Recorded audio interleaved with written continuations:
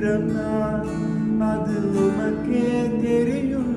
தேவன் பயன்படுத்துகிறேன், அது யாருக்கு புரியும்? உடைந்த பாத்திரம் நான், அது உமக்கே தெரியும். தேவன் பயன்படுத்துகிறேன், அது யாருக்கு புரியும்? நீங்க நினைச்சா ஆசீர்வாதம் தான், என்ன மறந்தா எங்கே போவேனா? நீங்க நினைச்சா ஆசீர்வாதம் தான், என்ன மறந்தா எங்கே போவேனா?